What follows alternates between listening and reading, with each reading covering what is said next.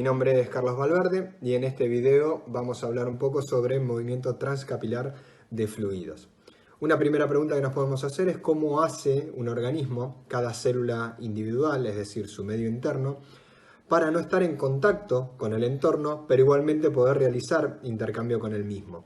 La evolución lo resolvió con una lámina de células que separa ambos medios, es decir, una barrera, la que normalmente llamamos epitelio, pero que a su vez necesitamos que esta barrera no sea totalmente impermeable a diferentes compuestos, porque si no, no podríamos realizar ningún tipo de intercambio. Ahora bien, ¿cómo hacen los epitelios para actuar como una barrera?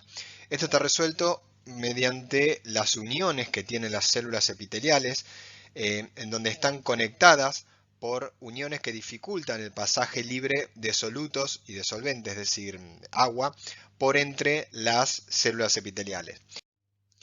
Los endotelios participan en las funciones de la microcirculación. Cuando hablamos de microcirculación estamos hablando de un sistema compuesto por arteriolas de primer orden, vénulas de primer orden y capilares verdaderos. Esta red de capilares a su vez está atravesada por metaarteriolas que unen directamente, como si fuera un cortocircuito, las arteriolas de primer orden con las vénulas de primer orden. Los capilares son la zona más importante para realizar el intercambio de gases, de nutrientes, también de productos de desecho de los tejidos, y además es el lugar para el intercambio de líquido entre los compartimentos vascular e intersticial.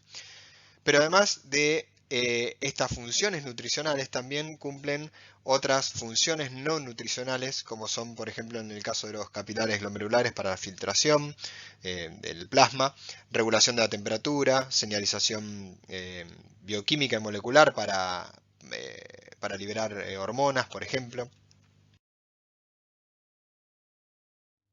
Estos capilares tienen una única capa de células endoteliales con una membrana basal y una red de fibras de colágenos y pericitos que no están graficados en este dibujo, pero que son células que le dan soporte mecánico a los capilares. Y a su vez los capilares se pueden clasificar de acuerdo a la estructura que tienen en tres grandes grupos, que son los continuos, los fenestrados y los discontinuos. Como les comentaba anteriormente, a nivel de los capilares, en la microcirculación, es donde se da justamente el pasaje o el intercambio de líquido, de agua. Y este intercambio a través de la pared de los capilares se da por convección, es decir, por desplazamiento. Y puede ser a través de dos vías, una la vía transcelular y otra la vía paracelular. En la transcelular, el pasaje de agua está mediado principalmente a través de acuoporinas tipo 1, que forman un tetrámero, ¿sí? Un homotetrámero de acuoporinas tipo 1, a través del cual puede pasar libremente el agua. Hay otros mecanismos menos importantes, como a través directamente de la bicapa lipídica u otros transportadores.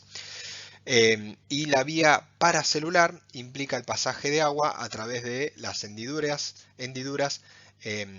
interendoteliales, serían, o sea, entre dos células endoteliales, por ventanas o por huecos, dependiendo obviamente del tipo de capilar que estemos hablando, como vimos en la diapositiva anterior.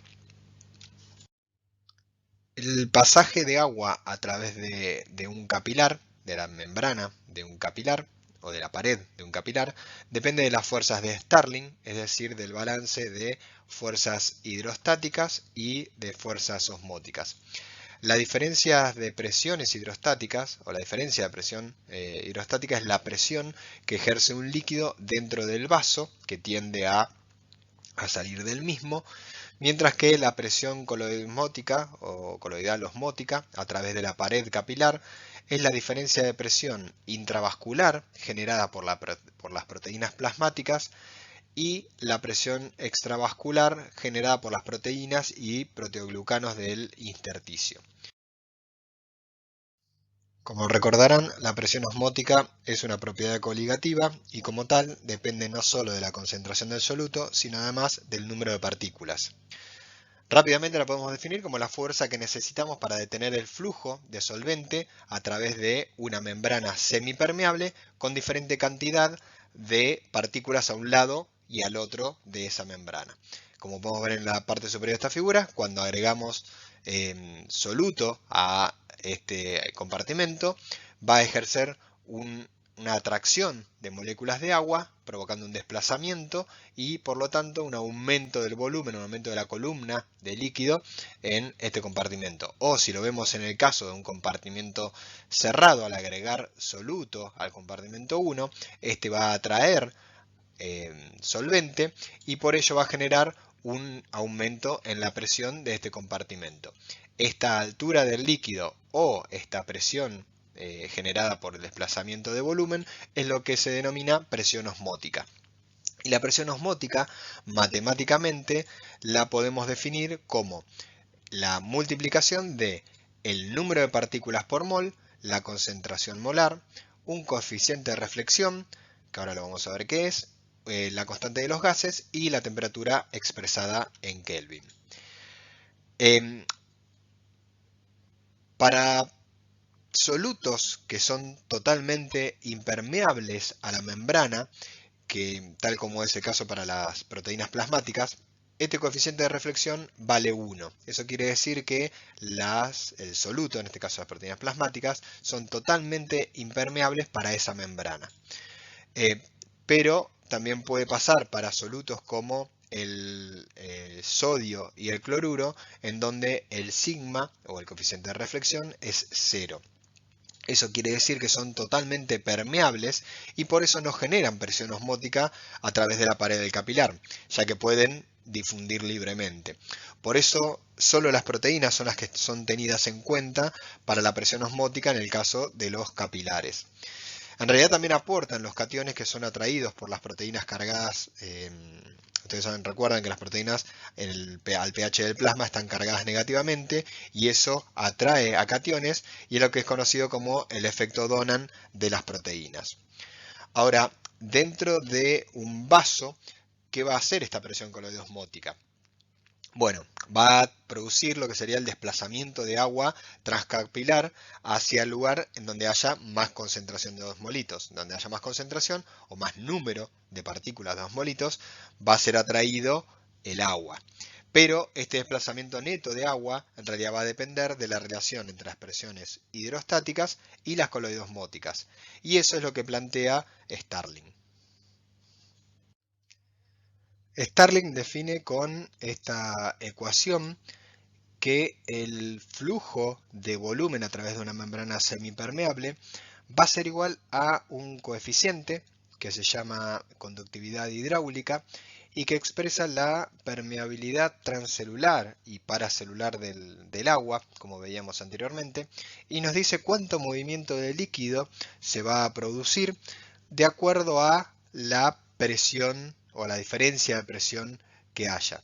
La conductividad hidráulica varía para los diferentes tejidos de acuerdo a las características anatómicas de la pared capilar, como vimos antes, por ejemplo, dependiendo del tamaño de las hendiduras, de las fenestraciones, pero se sabe también que no cambia, por ejemplo, con los cambios en la resistencia arteriolar o frente a situaciones como hipoxia, o no tampoco cambia por diferentes metabolitos, pero sí cambia por ejemplo, por lesiones en los capilares, como las debidas a toxinas o quemaduras que generan un aumento en la conductividad hidráulica y eso por supuesto lleva a un aumento en el flujo de volumen o de líquido.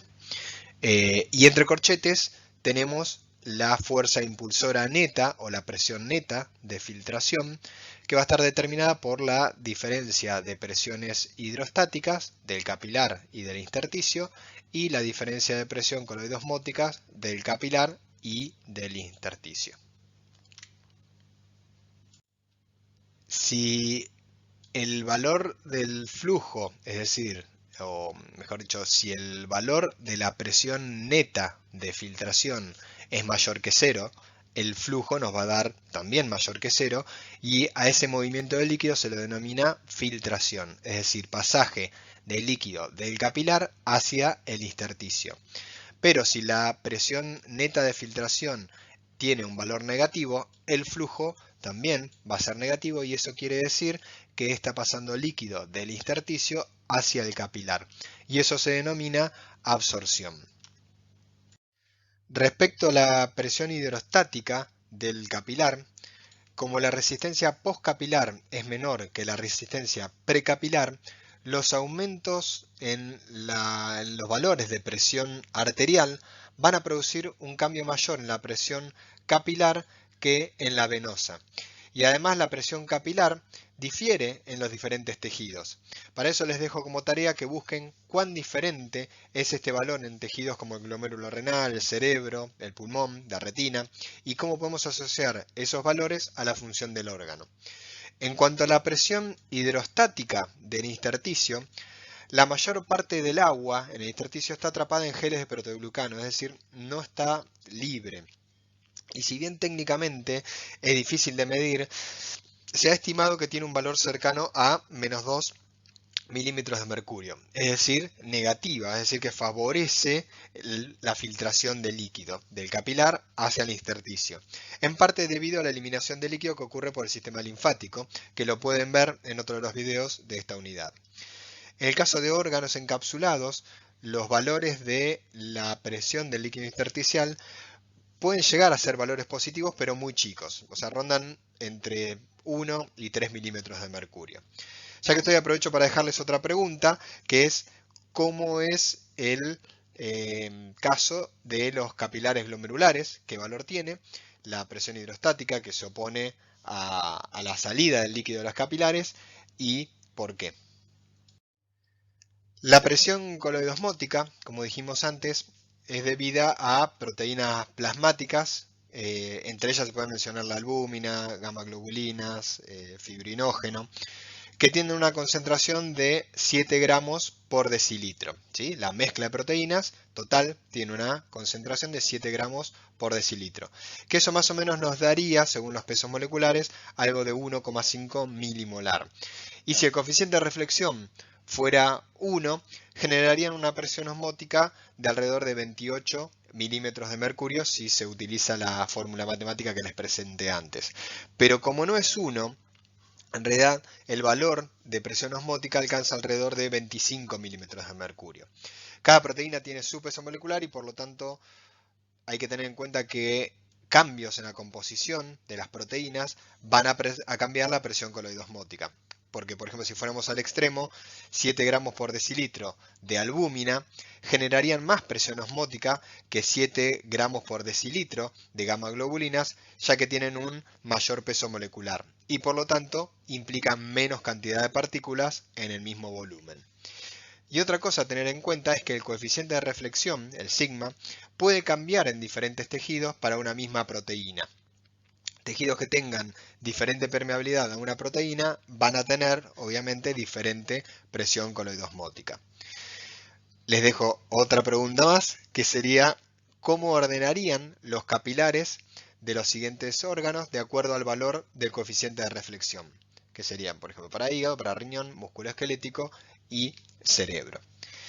En el caso del intersticio, la concentración de proteínas es muy baja, así que la presión coloidosmótica en el intersticio es muy bajita y técnicamente, así como la presión del intersticio era difícil de medir, la presión coloidosmótica también es difícil de medir, aunque se estima que tiene un valor de aproximadamente de 2-3 milímetros de mercurio.